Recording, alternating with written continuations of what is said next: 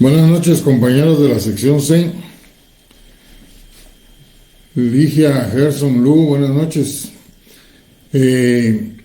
Vamos a iniciar nuestro programa, tal y como lo indiqué el día anterior, del curso de Derecho Tributario, con el primer tema, que es el que se refiere al derecho tributario, así en términos generales.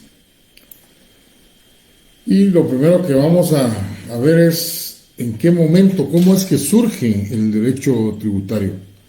Porque el semestre pasado hablamos de cómo surgieron los impuestos, los tributos. Y se recuerda que dijimos que desde el Estado antiguo ya se hablaba de la existencia de los tributos y quedó plasmado en ese código de Hammurabi. Y posteriormente todo el Estado feudal, señalamos ejemplos de tributos de aquella época, de impuestos. Pero ¿en qué momento estamos hablando de normas que estén unidas y que se refieran al derecho tributario? Pues eso sucedió en el año de 1919 en Alemania. Unos añitos después de que concluyó la Primera Guerra Mundial, el jurista alemán Enno Becker se dedicó a realizar el primer ordenamiento tributario del Reich. Y con ello lo que hizo, con esa primera obra, lo que hizo fue unificar en un solo documento toda la legislación, toda la normativa que existía en aquella época del derecho tributario. Desde luego en en Europa se siguieron dando nuevas situaciones, nuevos actos, nuevos hechos que fueron haciendo evolucionar la existencia del derecho tributario. Pero para origen está bien el primero en Europa. Trasladémonos ahora a América. En América, el primer conocimiento que se tiene sobre ya hablar de derecho tributario se realizó hasta en el año de 1938, cuando se creó la primera Asociación Fiscal Internacional. Y esto, pues sencillamente lo que hizo fue empezar a esta asociación recopilar todo lo que ya existía sobre el derecho tributario, para que en 1943 en Argentina se creara por primera vez un código fiscal.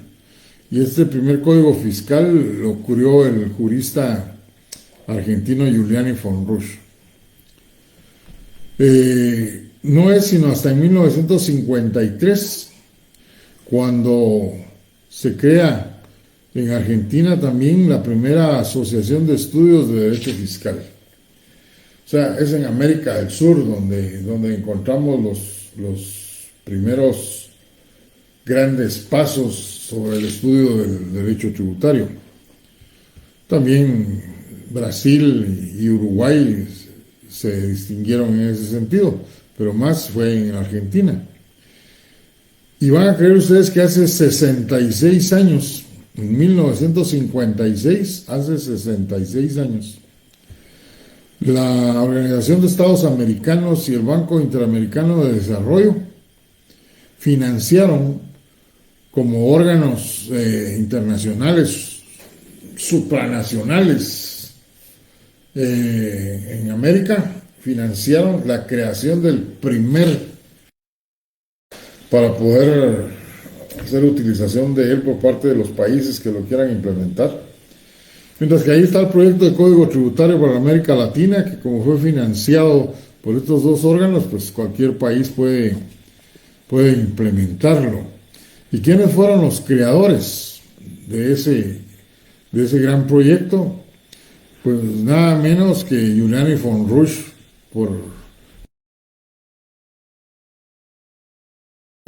por el Brasil, y Rubén Gómez de Sousa por por Brasil, Ramón Gómez de Sousa, y por Uruguay, Ramón Valdés Costa. En la biblioteca ustedes pueden encontrar libros de Ramón Valdés Costa y también de Giuliani von Rusch. Ahí tienen ustedes lo más notable, podríamos decir, en el origen del derecho tributario en Europa y en cuenta que al principio dije que en Europa se le llamó la codificación. La codificación se le llamó el primer ordenamiento de derecho tributario del Reich. Pero dijo tributario, ordenamiento tributario. Sin embargo, cuando ya hablamos de las otras fechas en América, en algunos casos cambió y empezaron a hablar de derecho de fiscal. El semestre anterior, yo les dije a ustedes que las ramas del derecho eran el derecho tributario, el derecho fiscal, monetario, derecho patrimonial del Estado. Pero hablé de dos ramas, derecho tributario y derecho fiscal. Y les dije a ustedes, bueno, el derecho tributario solo impuestos, tasas y contribuciones especiales de dineros provenientemente de los particulares, pero como existen otras grandes formas de obtener dinero de los particulares, para eso surgió el derecho fiscal. Y entonces encontramos que algunos países les dan distintas denominaciones al derecho tributario. Por ejemplo, propiamente derecho tributario le denominan así. En Europa puedo mencionar Italia, España. En América, pues Guatemala, Argentina, que le denominan derecho tributario. Ahora bien, si nos vamos a Europa, hay un país como es Alemania que ni le llama derecho tributario ni derecho fiscal, le llama derecho impositivo. Y ahora, ¿quiénes le llaman todavía derecho fiscal cuando se refieren al derecho tributario? Pues Francia y los países que todavía se rigen por el derecho anglosajón, Estados Unidos, Inglaterra. Entonces, ahí tenemos distintas denominaciones: derecho tributario, derecho fiscal, derecho impositivo. Si ustedes van a la biblioteca y piden el primer tomo, el segundo de Giuliani von Rusch, pues van a encontrar que él ahí se refiere a derecho tributario y derecho fiscal como sinónimos. Pero es por las fechas en que fueron escritos esos libros. Ya esto ha evolucionado y se está dando esa separación del derecho fiscal con el derecho tributario. ¿Se recuerdan ustedes que cuando hablamos de los arbitrios, en esa norma de la Constitución, que es el Congreso, que los tienen que crear, los impuestos, las contribuciones y los arbitrios, yo les dije, bueno, es un error que cometió el Congreso, porque él debió haber dicho impuestos, tasas, contribuciones y arbitrios, sin dejar por fuera las tasas, pero dejando la libertad para que los órganos administrativos sigan creando tasas. Sin embargo, se acuerdan que les conté que las municipalidades, más vivos que otra cosa, siguieron creando arbitrios, pero disfrazados con el nombre de tasas. Y hay muchas sentencias de la Corte de Constitucionalidad que definitivamente han declarado inconstitucionales esas resoluciones de las corporaciones municipales, pretendiendo crear arbitrios, pero con el nombre de tasas. Sin embargo, pues nosotros vamos a seguirle denominando derecho tributario. Pero hago esta aclaración para que cuando ustedes, los que les gusta investigar, pues pueden encontrar libros de derecho impositivo y digan, esto no me interesa. No, es derecho tributario. Hay algunos autores que así le denominan, así ponen en sus libros. O sencillamente derecho fiscal, como hay algunos mexicanos que así lo han escrito. Yo tengo algunos libros que el autor no dice derecho tributario, dice derecho fiscal, pero todo el contenido es derecho tributario. Muy bien, hechas estas aclaraciones y para ampliar sus conocimientos, hablemos ahora del derecho tributario. Se recuerda que yo les envié un material el semestre anterior de las ramas del derecho tributario. Bueno, ahí están las definiciones del derecho tributario. Los que tengan a la mano ese material, pues esas definiciones ya son parte de este curso. Y si no, pues, como me dijeron en la otra sección, me escribieron qué hacer con ese material. Entonces, para no complicarnos la vida, voy a hacer aquello que se puede hacer ahora tan fácil de corta y pegue y publique. Eso voy a hacer, voy a extraer esa parte de definiciones y ahí se las mando en su momento. Bien, aclarada eso, yo les he dicho que cuando uno va a definir un derecho, siempre empieza como conjunto de normas jurídicas y que lo que viene después es la esencia a lo que se refiere ese derecho. Y en este caso, pues es un conjunto de normas jurídicas que regulan todo lo referente a la creación y recaudación de los tributos, desde su nacimiento hasta su extinción, creando todos los aspectos relacionados con su nacimiento, extinción, cobro de la obligación tributaria. Eso es a lo que se refiere el derecho tributario.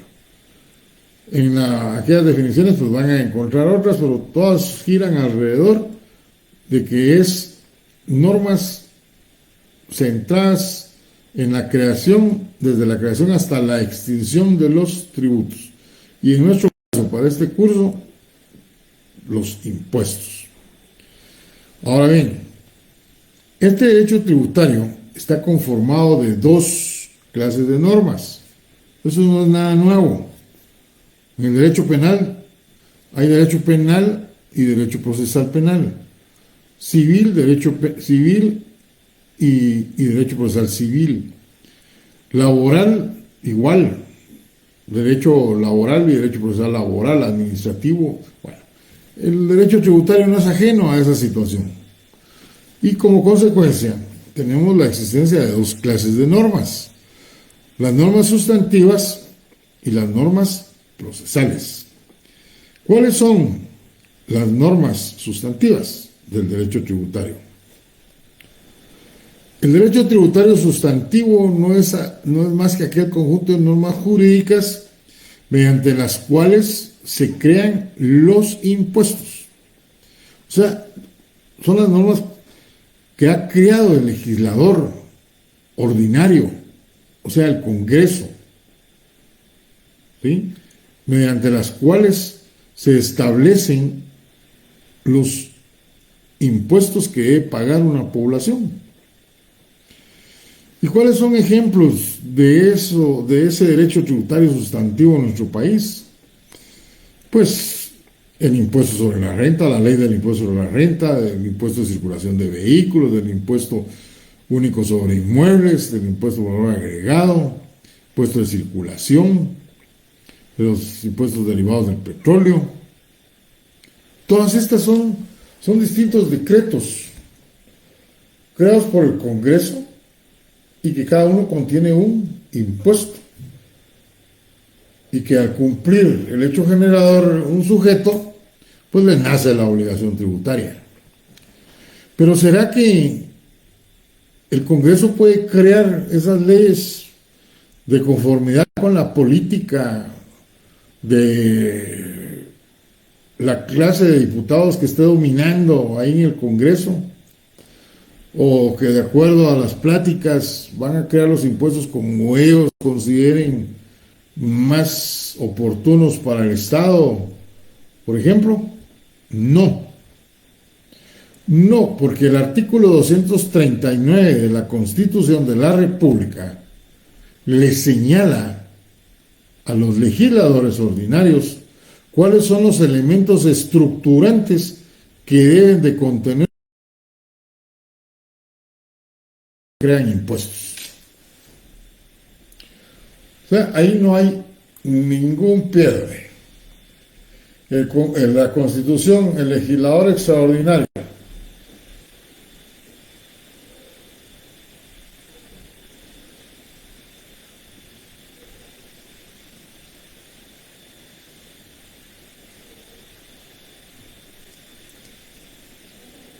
me están señalando, me quedé pendiente porque quise ver qué están escribiendo y me dicen los compañeros algunos compañeros que se corta la transmisión. Bueno, yo estoy casi que pegado a la pantalla y de acuerdo a mi laptop, la señal que yo tengo es del 100% y el volumen es del 100%, lo estoy verificando. Así que les ruego a los compañeros que verifiquen su aparato o su conexión, y si hay algún compañero que me pueda escribir, que me diga si está recibiendo sin ningún, o algunos compañeros que están recibiendo sin ningún problema la clase. Voy a continuar. Entonces, no hay ningún pierde, les decía, en que el Congreso de la República, cuando va a crear una ley impositiva, o sea, que contenga un impuesto, pues que tiene que incluir esos elementos estructurantes. El no hacerlo solo va a significar que alguien interponga una acción de inconstitucionalidad. La acción de inconstitucionalidad va a hacer que desaparezca ese impuesto. Y entonces lo que tiene que hacer el legislador es incluir estos elementos como son el hecho generador, las exenciones, los sujetos de la relación jurídico-tributaria, cuál es la base imponible, cuáles son las tasas impositivas, las deducciones, las infracciones y las sanciones tributarias. Esto último, pues ya no es una obligación tenerlo dentro de las leyes impositivas, por la sencilla razón de que al crearse el Código Tributario, ahí se implementaron las distintas sanciones que se dan ante el incumplimiento de la normativa tributaria sustantiva. Hay una excepción, como es el caso de la ley del timbre, que por su especialidad dentro de su propia ley tiene contenidas muchas de las sanciones, pero para casos específicos del incumplimiento de la ley del timbre. Bien, esto es lo referente a las normas de carácter sustantivo, o sea, el derecho tributario sustantivo. Pero hablemos ahora de las normas de derecho tributario procesal. Las normas de derecho tributario procesal, pues prácticamente han sido creadas para que se cumplan las normas sustantivas. Y entonces se han creado los procedimientos, los procesos para establecer el mecanismo para cumplir con la fijación del monto a pagar, quiénes lo deben pagar, cuáles son los pasos que tienen que seguir para pagarlos, cómo se debe establecer el monto. Y todo esto pues está en el Código Tributario. El Código Tributario les da a ustedes todo lo que son las normas de carácter procesal. Sin embargo, en las normas sustantivas, pues para la determinación sí queda señalado, como el caso del impuesto de la renta y el IVA.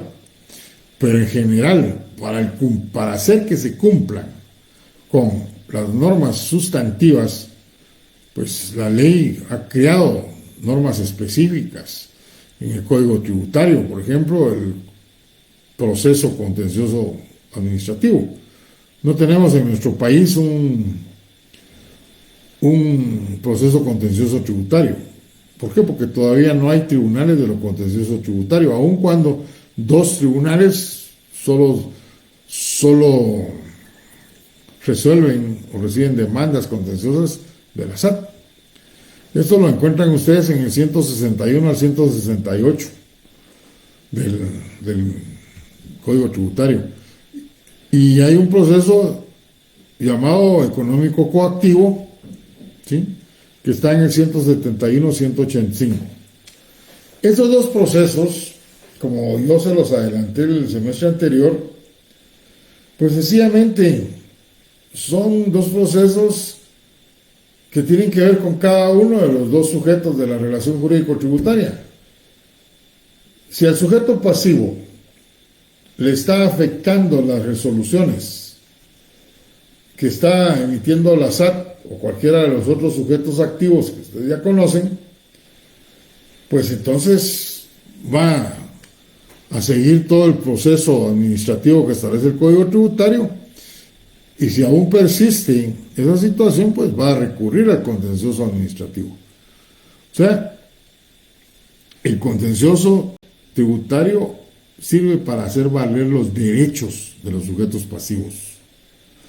Mientras que el económico coactivo, que es un proceso de mera ejecución, es un proceso que va a utilizar el Estado, en este caso la SAT o los otros sujetos activos que mencionamos antes en el semestre anterior, y que cuando un sujeto no cumple con la obligación, pues recurren a este proceso económico coactivo, que es un proceso de mera ejecución, para obligarlos al pago del impuesto.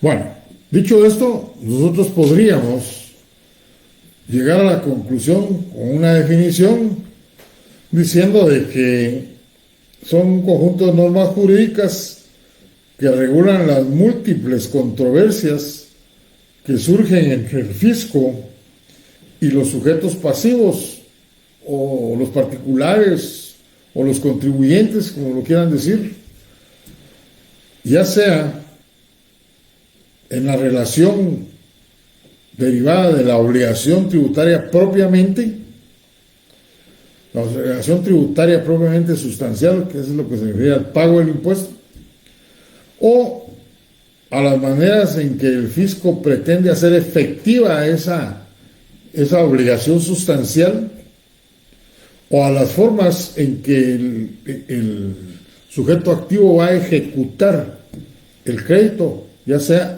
mediante el económico coactivo, o ejecutar el cumplimiento de las sanciones que se imponen, o las infracciones, como se les denomina también.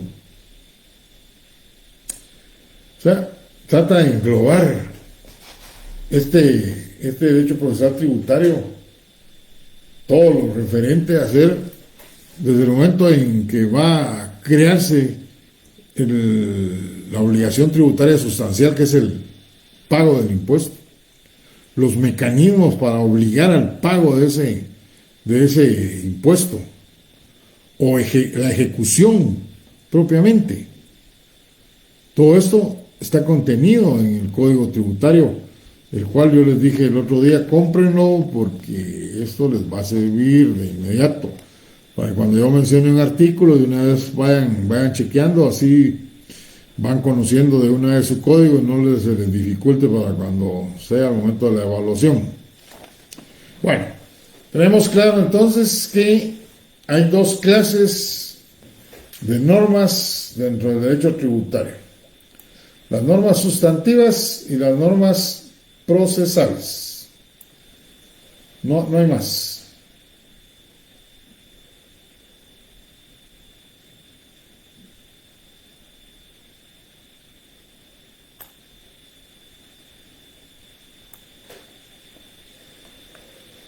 Veamos ahora las características del derecho tributario. La primera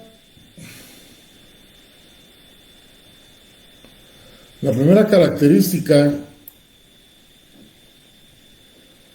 por favor, ¿Alguien me está oyendo? Porque nadie siguió escribiendo, no sé si estoy hablando solo.